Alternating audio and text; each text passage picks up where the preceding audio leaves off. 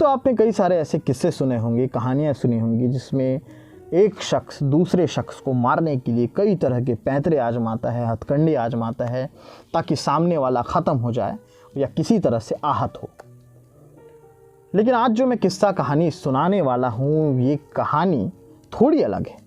कहानी को सुनाने के लिए 4 लाइन के उसके सारांश को बता देना चाहिए। तो इस कहानी के 4 लाइन का जो सारांश है वो कुछ यूँ है कि एक सांप है। सांप जो प्रजाति का कोबरा है।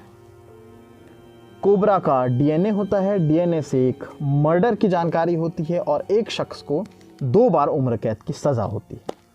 और ये कहानी इन्हीं कुछ पात्र और इन्हीं कुछ चीज़ों के बीच घूमती नज़र आती है। और इस कहानी की शुरुआत और इस कहानी को शुरू करने के लिए आपको सबसे पहले शुरू से शुरू करना पड़ेगा। और इस कहानी की शुरुआत होती है केरल से। केरल में एक खुशहाल परिवार में एक 25 साल की बेटी। घर में जब जवान बेटी हो तो शादी की बातें होने लगती हैं। 25 साल की उत्तरा की शादी की बात चल रही है। माँ बाप मैट्रिमोनियल साइट पे उत्तरा के बारे में पूरी जानकारी वहां पर डालते हैं।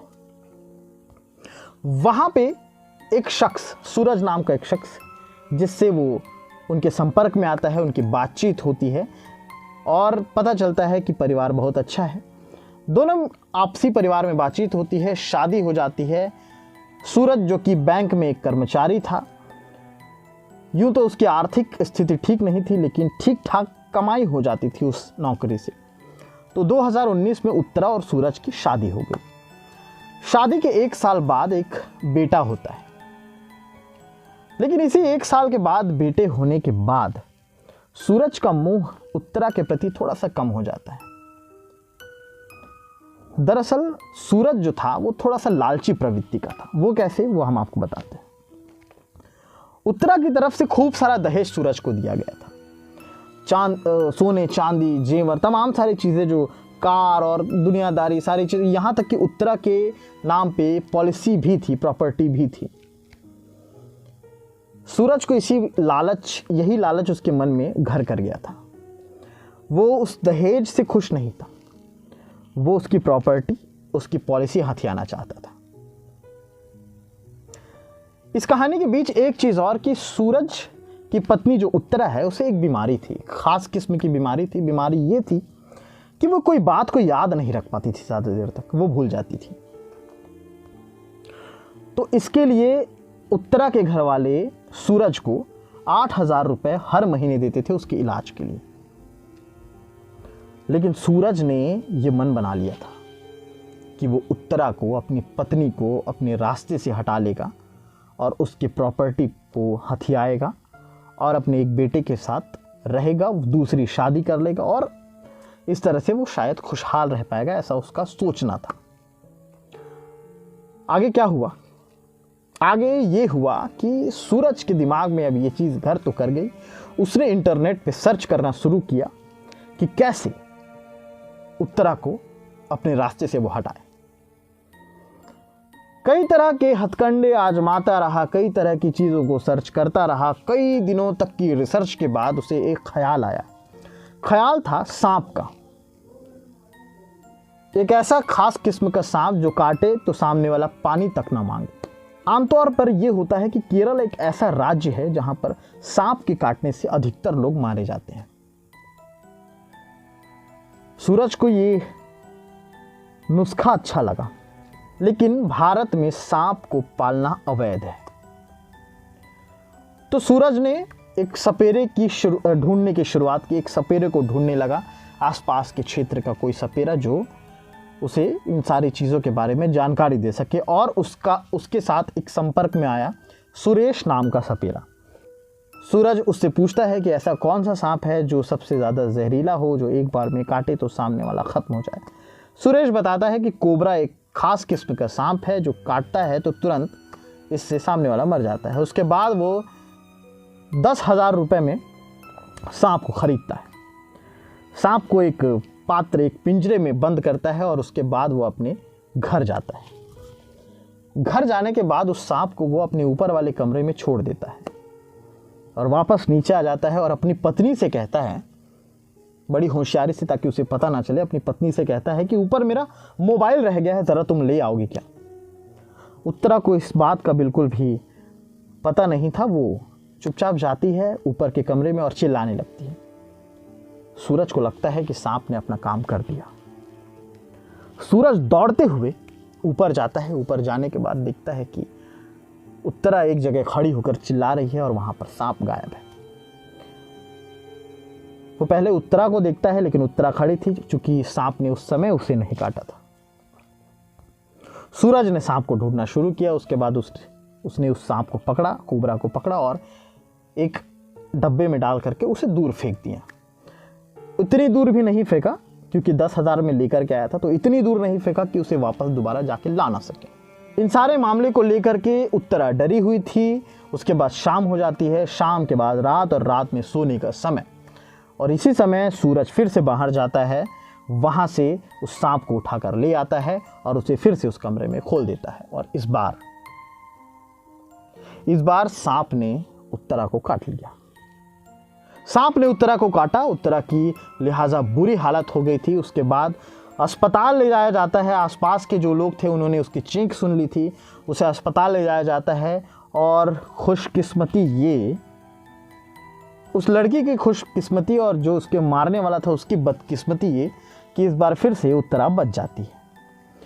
उत्तरा बच जाती है। उसके बाद उसके मायके वाले आते हैं, उत्तरा को अपने घर लेके चले जाते हैं। इस तरह की हरकतें होने के बाद, हालांकि घर वालों को किसी तरह का कोई शक नहीं था सूरज पे कि वो इस तरह की हरकत कर रहा है। काफ़ी दिन हो गए, वो उसका ख्याल उसके मायके में ही रखा जा रहा था। फिर सूरज अपने ससुराल जाता है, यानी कि उत्तरा के घर जाता है अपनी बीवी से मिलने के लिए।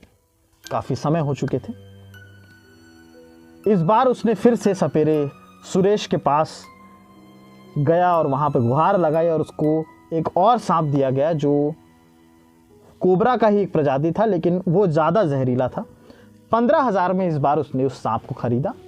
सांप को खरीदने के बाद एक बरनी में उस सांप को डाला और उसके बाद बैग में रखा और वापस चले गया उत्तरा के घर, यानी कि अपने ससुराल। सूरज ससुराल पहुंचा, कुशल खेम पूछता रहा, आसपास के लोग थे उनसे मेल मुलाकात करते रहा। फिर आ गई रात और रात को सोने का समय। उत्तरा और सूरज एक कमरे में सोए हुए थे कि तभी सूरज ने उस सांप को उस बरनी से निकाला। उसे खोलने के बाद उसे ऐसे ही छोड़ दिया, लेकिन सूरज देख रहा था कि सांप उसके ऊपर से चले जा रहा है, लेकिन वो किसी को काट नहीं रहा है, वो उत्तरा को काट नहीं रहा है। सूरज गुस्से में आ गया। बौखलाया हुआ आदमी कुछ भी कर सकता है, उसे डर का अंदेशा नहीं रहता। और उसने उस सांप को गले से पकड़ा। गले से पकड़ने के बाद उसने उत्तरा की कलाई के पास ले जाकर के उसका मुंह दबा दिया। कोबरा गुस्से में आता है तो ही काटता है, और ऐसा ही कुछ हुआ। जब उसे गर्दन से पकड़ा गया तो वो गुस्से में आया। गुस्से में उसने दांत से उत्तरा की कलाई में काटा और उसके बाद वो चीखती रही, लेकिन उसने उसके मुंह को दबा दिया। काफ़ी देर हो चुकी थी। काफ़ी देर के बाद जब सुबह उत्तरा की माँ आती है, उसने देखा कि उसकी बेटी पूरी तरह से नीली पड़ चुकी है। उसके कलाई पर एक खास किस्म की कसावट है और काटा गया है। तो वो फिर तत्काल वो लोग हॉस्पिटल जाते हैं। हॉस्पिटल में उत्तरा को मृत घोषित किया जाता है, क्योंकि काफ़ी देर हो चुके थे। एंटी वैनम के लिए भी अगर कोई प्रयास करता तो कुछ नहीं हो पाता। तो ये इस तरह से हुआ। उत्तरा की मौत हो गई, लेकिन एक चीज़ आरोपी कर देता है, वो गलती, वो सबूत ज़रूर छोड़ता है। और यहाँ पर भी सूरज ने ऐसा ही किया। इस पूरे कहानी में हर तरफ सूरज बचते हुए नजर आया, लेकिन यहाँ उसने गलती ये की थी कि सूरज ने उस रात को सांप को बरनी से खोलने से पहले उत्तरा को एक खास किस्म का जूस दिया था एक गिलास में, और उस जूस में बेहोशी की दवा थी। जब उत्तरा का पोस्टमार्टम हुआ तो डॉक्टर ने बताया, एक्सपर्ट ने बताया कि इसके बॉडी में एक कुछ दवा सा निकला है, कुछ मिला है, बेहोशी की दवा मिलाई गई थी। पुलिस इस बात को लेकर के सख्ते में आती है कि आखिर ऐसा क्या है कि सांप के काटने से पहले बेहोशी की दवा बॉडी में मिली। अब यहाँ से सिलसिला शुरू होता है। सिलसिला शुरू होता है, एक बेड में उत्तरा का पोस्टमार्टम और दूसरे बेड पर सांप का पोस्टमार्टम हो रहा था, कोबरा का। क्योंकि कोबरा को जिस जगह से पाया गया था वो उसी के घर के बाहर फेंक दिया गया था। दरअसल सूरज ने जब सांप ने उत्तरा को काटा तो सूरज ने उस सांप को पकड़कर पहले मार दिया और मारने के बाद उसे फेंक दिया। पुलिस ने जब तहकीकात की, हालांकि पुलिस को अंदेशा हो गया था कि इसके पति ने ही ये हरकत करने की कोशिश की है। आसपास के क्षेत्र में जब तहकीकात की तो वहाँ से सांप बरामद हुआ और उसके बाद एक बेड पे कोबरा का पोस्टमार्टम और दूसरे बेड पे उत्तरा का पोस्टमार्टम हो रहा था। उत्तरा के पोस्टमार्टम में डीएनए ये और तमाम सारी चीज़ें ये निकली कि इन्हें जूस में बेहोशी की दवा दी गई है। और उसके बाद जो वहाँ के डीजीपी थे उन्होंने ये कहा कि सांप का डीएनए किया जाए। पहला ऐसा केस जहाँ पर कोबरा का डीएनए हुआ था एक मर्डरर को पकड़ने के लिए। कोबरा का डीएनए हुआ, डीएनए में तमाम चीज़ें और साफ हो गई और क्लियर करने के लिए आसपास के सपेरों को जब पकड़ा गया सूरज के घर के आसपास के, तो वहाँ पे पकड़ आता है सुरेश। सुरेश ने सारी चीज़ें सारी बातें उगल दी। उसने बताया कि 15,000 में इन्होंने मुझसे कोबरा सांप लिया था और उसके बाद जो भी हुआ वो उसे नहीं पता था। लेकिन जांच को और पुख्ता करने के लिए जो एक्सपर्ट थे उन्होंने एक डमी ट्रायल किया। डमी ट्रायल क्या होता है? रिक्रिएट करना सीन्स को। बेड पे एक पुतला रखा गया और वहाँ पर कोबरा सांप छोड़ा गया। सुरेश से कहा गया कि आप एक कोबरा लेके आइए और वहाँ पर एक सांप छोड़ा गया। सांप उस डमी के ऊपर से चले गया, आगे से चले जाता था, पीछे से चले, लेकिन उस डमी को वो कुछ करता नहीं था। इस बात से ये जाहिर हुआ कि जब कोबरा जो होता है रात के समय थोड़ा लेजी हो जाता है। रात के समय वो नहीं काटता अमूमन, और काटता तब है जब उसे गुस्सा आता है। और इसी डमी के पास ये ट्रायल किया गया। जब कोबरा के गले से पकड़ा गया तो उसने उस डमी को काटा। चीज़ें पूरी तरह धीरे धीरे क्लियर हो चुकी थी। जो परतें थी वो हटती चली जा रही थी। 2022 में सुरेश को उम्र कैद की सज़ा हुई और 2 उम्र कैद की सज़ा हुई।